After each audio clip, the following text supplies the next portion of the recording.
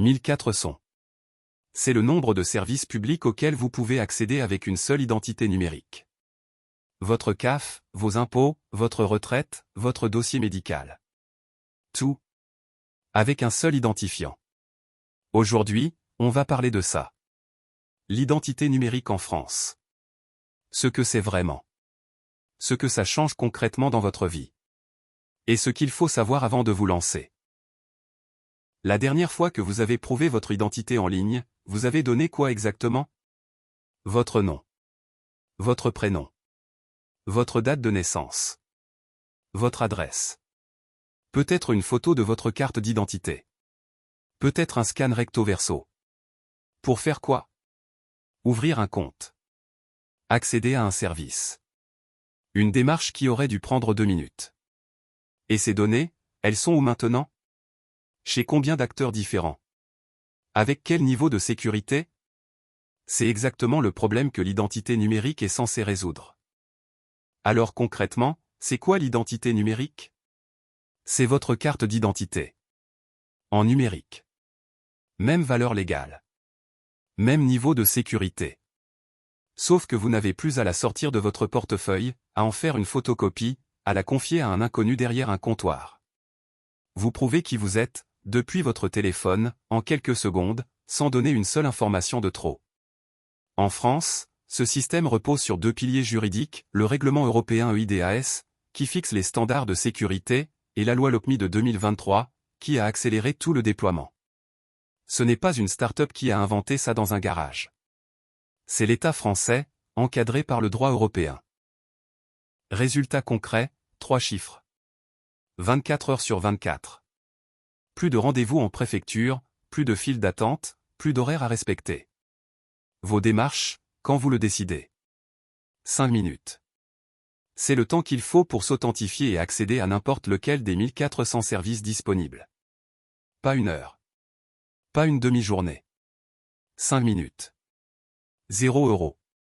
L'application est gratuite. Le dispositif est gratuit.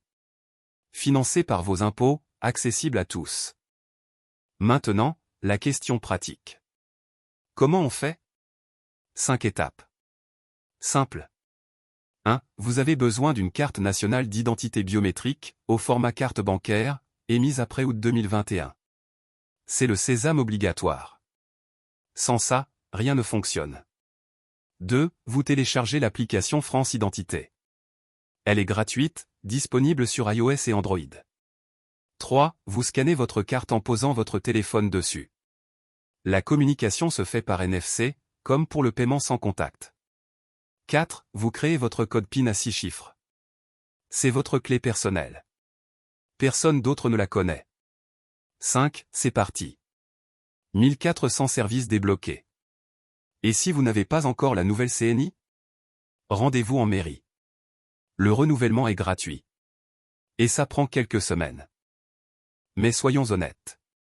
Parce qu'un reportage qui ne montre que le côté brillant des choses, c'est de la publicité.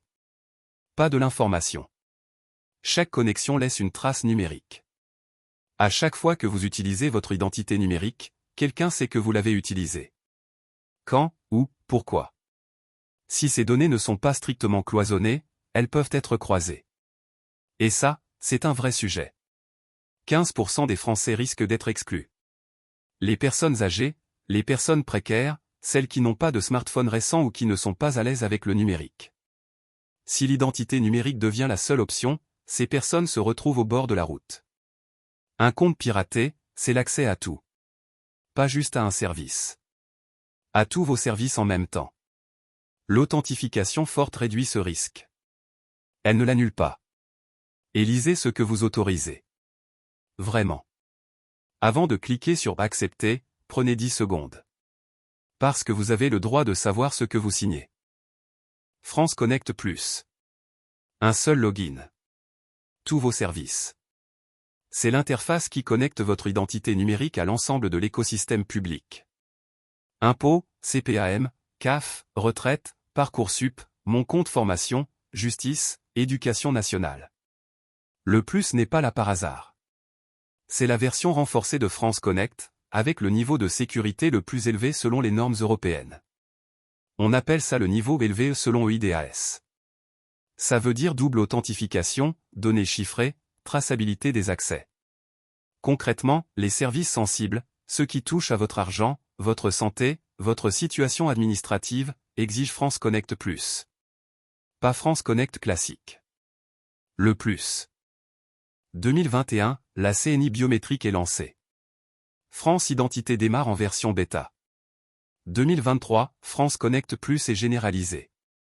La loi LOPMI donne le cadre législatif. 2024, les services privés intègrent le dispositif.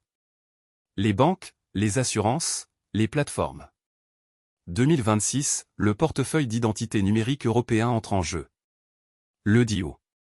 Votre identité numérique française devient utilisable dans toute l'Europe. 2027, l'objectif, c'est que ça devienne la norme. Pour tous les Français. On n'est pas dans la science-fiction. On est dans un calendrier déjà engagé, avec des textes votés et des budgets alloués. Alors qu'est-ce qu'on fait avec tout ça? On agit. Maintenant. Concrètement. Première chose, vérifiez votre CNI. Est-ce qu'elle est au format carte bancaire? Est-ce qu'elle a été émise après août 2021? Si oui, vous êtes prêt. Sinon, prenez rendez-vous en mairie. C'est gratuit. Deuxième chose, téléchargez France Identité. App Store, Google Play. Gratuit. Troisième chose, activez-la. Ça prend 5 minutes.